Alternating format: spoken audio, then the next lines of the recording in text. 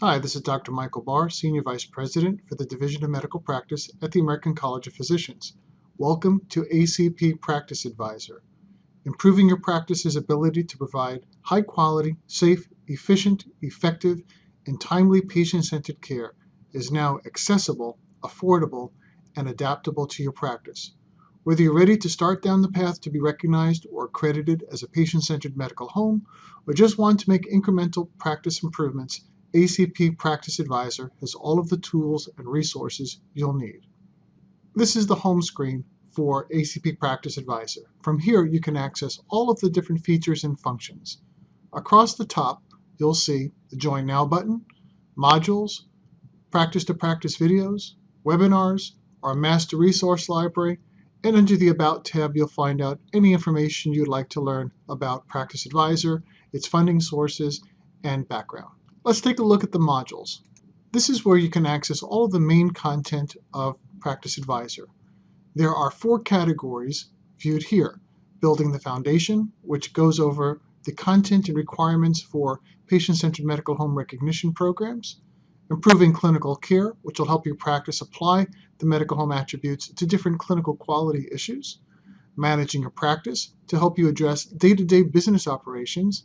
And for those physicians, internists in particular at this point, who are interested in maintenance of certification, you can access the modules approved for MLC points through the 4th category. Let's take a look at one module to get a sense of how it works. Click on View Modules, and here we are in the Building the Foundation category. And I'll scroll down so you can see the list of modules in the middle of the page.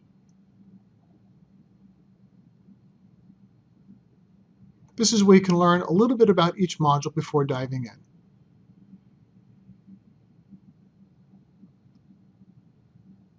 Let's take a look at Work as a Team.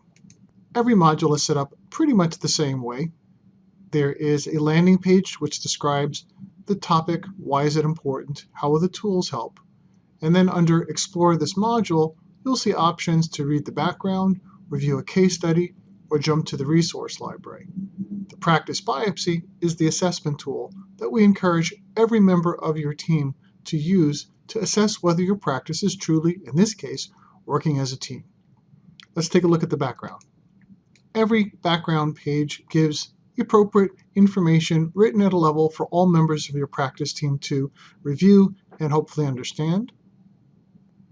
The case study is a fictitious practice, but highlights some important issues that this practice encounters as they assess their practice over time. In these case studies, the manager, the clinicians, the staff identify issues and try to solve them using some of the resources in the Practice Advisor library or using their own creativity. Each practice biopsy is a series of questions with the options to choose strongly disagree, all the way to strongly agree, or not applicable if this particular question does not apply to your practice. I've gone ahead and checked strongly disagree for all 15 questions, and now I will hit the Submit button. The Practice Biopsy report returns the following: my name, in this case Mr. Homer Simpson, my overall score of 20%, which is the lowest you can get since it's a 1 out of 5 Likert scale, a scoring reference table, and then a reproduction of the questions, the response, and now it starts to give me guidance. So this question corresponds generally with the organization's standards, including URAC and Joint Commission. There's a little bit of guidance in terms of job descriptions in this case, and then a couple of different resources that you can use to start addressing the issue, which in this case is the lack of job descriptions. Here's another example where, in response to whether we have guidance on cultural competency, I checked strongly disagree, and here are some resources that are in the resource library for this module to help the practice address these issues.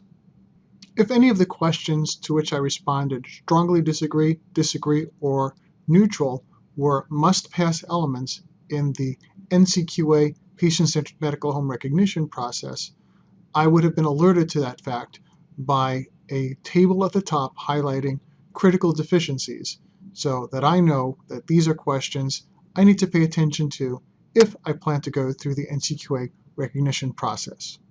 If your practice wants to focus on NCQA's recognition process to start, the Quick Start NCQA module is a place to begin. In this case, the practice biopsy is only about the must-pass elements in the NCQA recognition program. We're now in the resource library for work as a team. All of the libraries in each of the modules are set up exactly the same way. You can filter them by articles, books, tools, videos, webinars, and websites, or by topic included in that particular module, or by keyword search. You can also combine these filters. All of these resources are aggregated in the Master Resource Library, which has the additional feature of being able to reproduce the modular-specific libraries. We believe that this Master Resource Library will become like a virtual bookshelf. But if you want to look at the resources in a particular module instead of going all the way back to the module, you can do so just by clicking on, in this case, Work as a Team, because that's where we were, and you'll see that the resource library is exactly the same. Well, that's it for the basic functions of ACP Practice Advisor.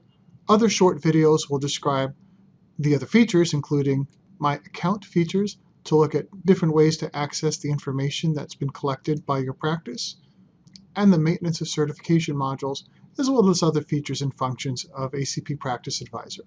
I hope you found this introductory video helpful. Thank you very much for listening.